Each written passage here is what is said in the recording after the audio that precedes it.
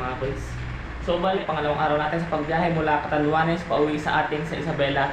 So bali, panglimang araw na rin to na nasa galaan tayo. So, ready na mga boys. Once again, good morning mga kuys. So bali nag-check na rin ako ng langis kanina mga kuys. Upon checking ng langis mga kuys, halos wala na makuha yung dipstick natin. Parang lumalakas siya kumain ng langis. Nakailaw ulit yung battery. So bali na idagdag ko na rin naman yung 200 ml na nabili natin kahapon na pandagdag. So bali medyo umangat ulit. Kung sakali man na may madaanan ulit tayo langis, mas maganda siguro kung magdagdag pa rin ako ng 200 ml pa para masigurado.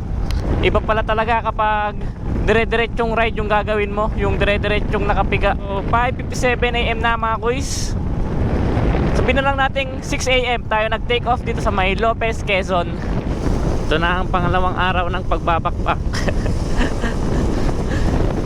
5 days na tayong nasa galaan mga kuys, kaya ubos na rin yung mga dala nating damit.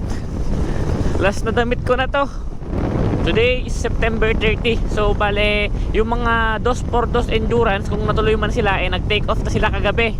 Mga 7 PM or 9 PM yata yung take off ng 2x2 ngayon mula San Manuel, Isabela papunta dito sa may Albay.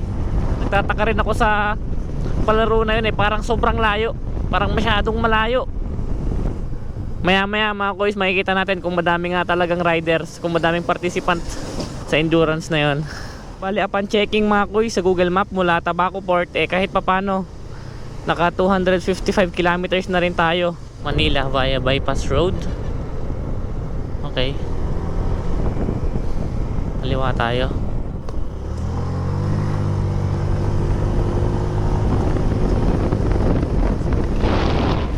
Naalala ko tong part na to nung papunta pa lang kami. Halos walang dumadaan dito bilang lang.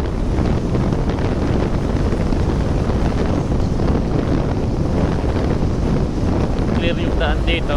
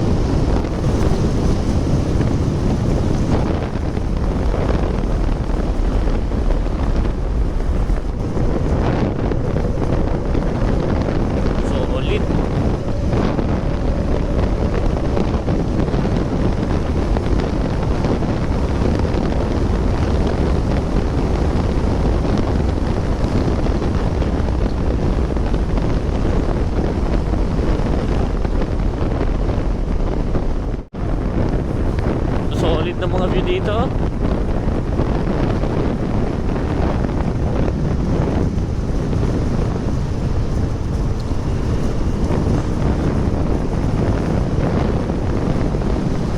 Ang ganda ng Quezon Province.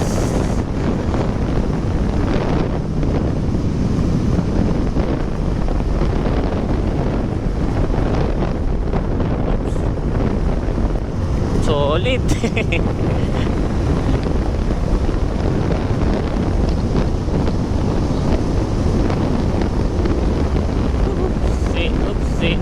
Oopsie.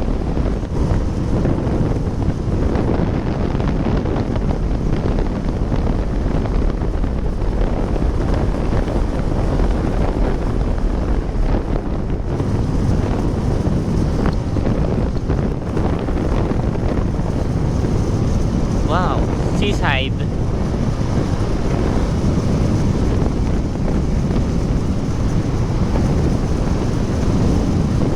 Hanap muna tayo ng mapagkakapehan dito.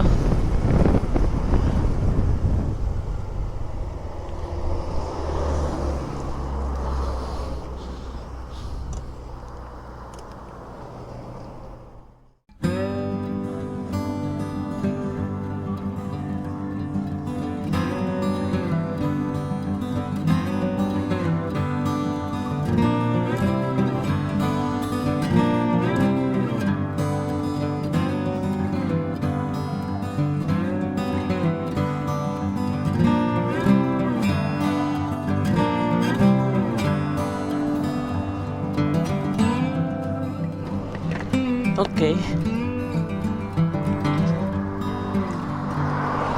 Sunrise. Yeah. Malalim yan ah. Malalim. Walang akyatan no kapag nalaglag ka.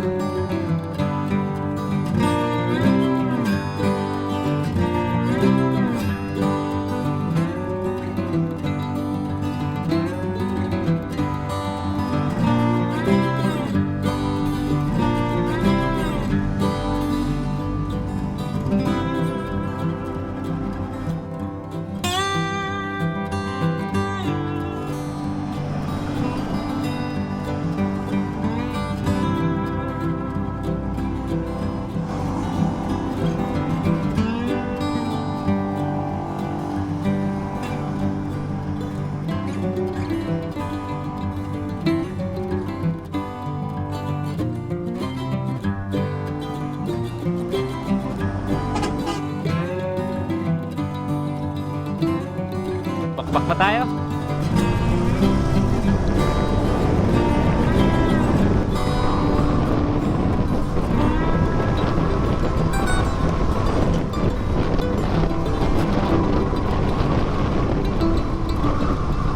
Ganda.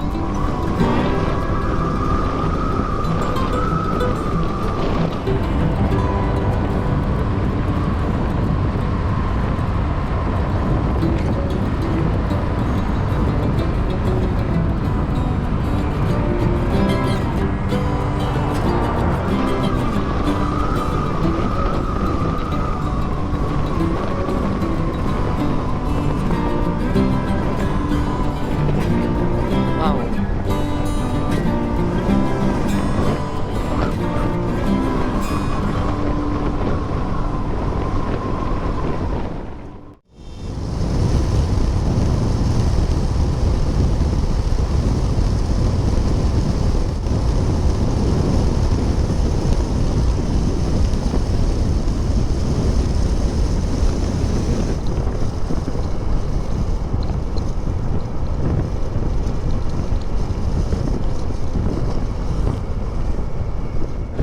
So pinapakaliwa niya tayo dito mga kuys sa may old zigzag road. Okay, kaliwa tayo dito.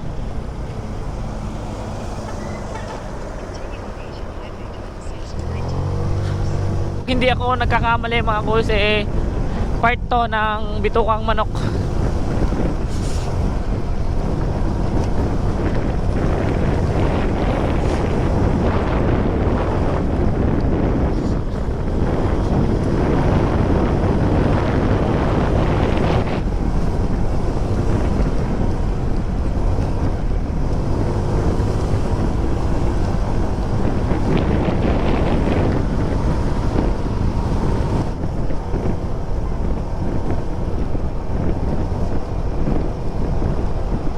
Timonan Zigzag Road. You know.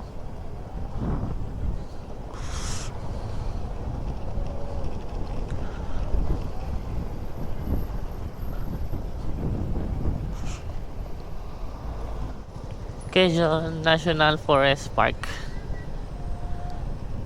Improved by President Ferdinand E. Marcos, 1969.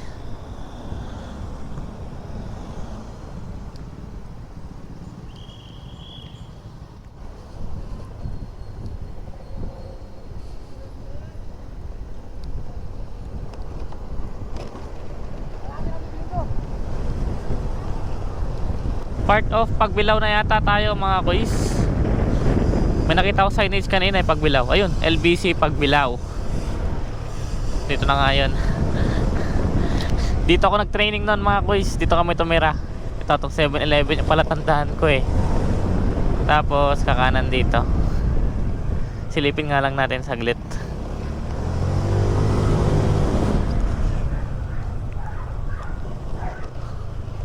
Ay, ito. This time ito na talaga yan. Ayan, ito. Dito yung bilihan namin ng alak ko.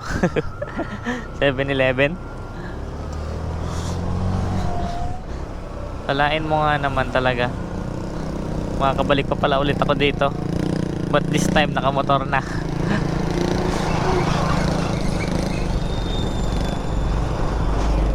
Pagbilao Park. Ba't no entry naman? Ano to?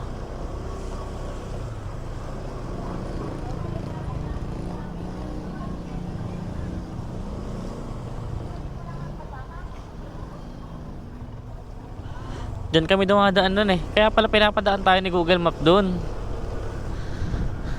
Sarado. Gusto ko pa naman sanang daanan dun eh. Anyways, diretso na tayo. Pagsanahan Laguna na tayo mga kuys.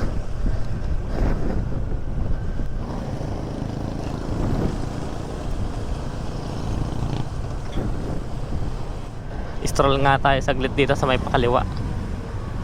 Kung pwede. Ay pwede.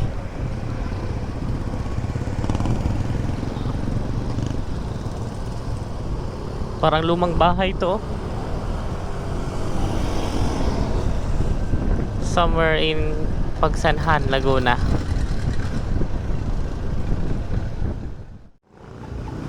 So update lang mga kuys, bale part of Tanay Rizal na tayo. So may nabili tayong langis dito, dalawa, para sigurado. So ito na lang natitira pera natin. Sa Bella pa tayo uwi. Pero may nakatago pa naman tayong isang alas dito. Ayun. From Rizal Province, pag ito hindi pa umabot, di pa tayo nakauwi ng Isabela, sigurado. Dito na tayo titira. Doon na tayo titira kung saan mang probinsya tayo. Mamatayan ng makina. So lagyan na natin ng langis para sigurado. Kapag bagong change oil kasi siya, dito dapat umaabot ito, itong bilog. Pag nagpapa-change oil tayo hanggang dyan, sino pa. Magdagan na lang natin, no? Para sigurado. Dahon technique.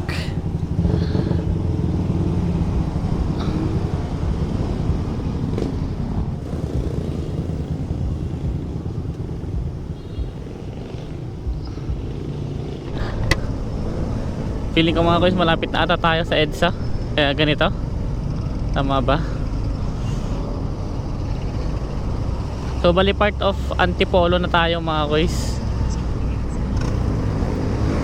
Grabe yung traffic dito.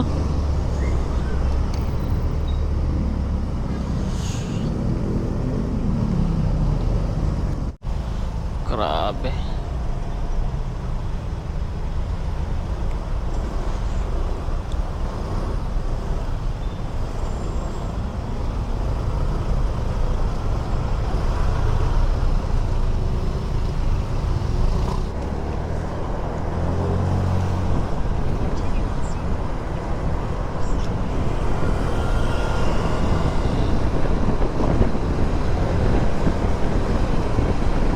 You are in Quezon City.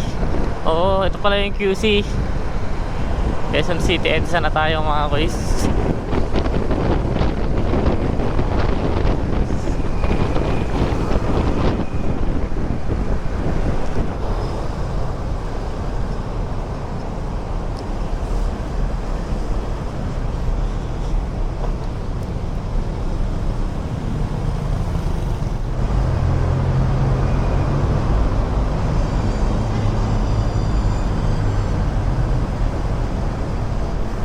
Hello Yats, hindi ako makahinto. Dito ako sa EDSA.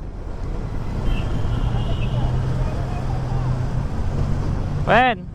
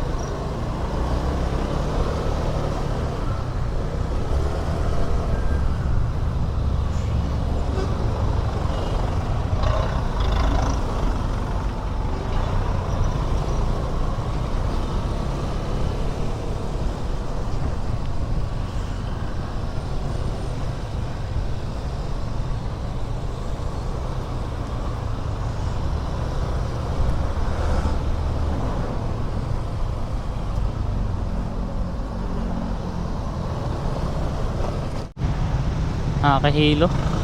Sobrang traffic dito. Ramdam mo yung init ng makina.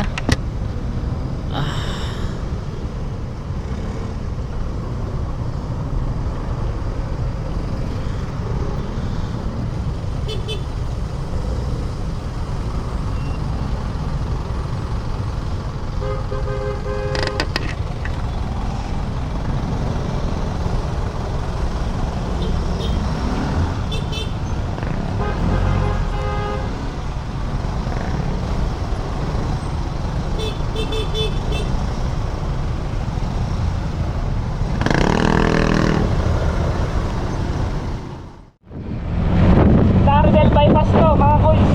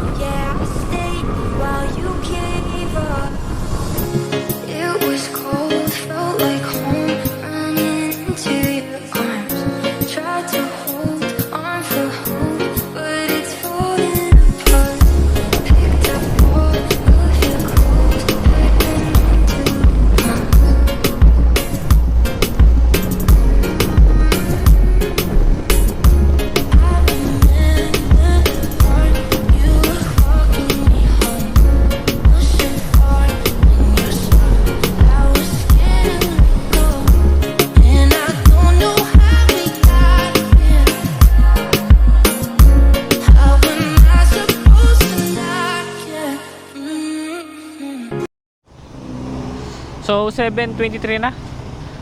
Wala pa rin tayo nahanap na pag-check-inan. Window na yung ulan kanina eh. Hindi pa tayo nakakalayo, biglang bumuhos ulit. Kala ko okay na. Pipilit ko sanang iabot hanggang Nueva Ecija. So mukhang dito na talaga tayo mahihinto. Isa pa tong cellphone natin, ayaw na mag-charge. May logo na ganyan, no?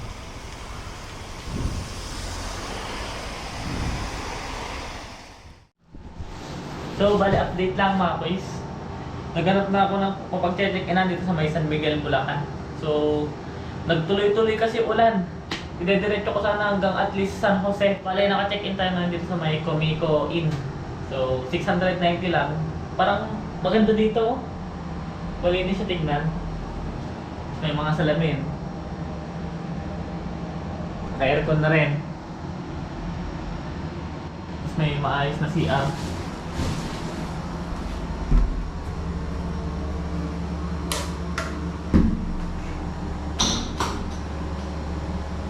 May shower na rin. Maayos dito. Pansin ko nga, saktong-sakto lang to. Sukat na sukat. Ayan o. Di ba? Testing. Sukat na sukat na. Alam mo sa mga salamin pa. Ito. Tsaka yun. Tapos parang pangatlong salamin yan, no?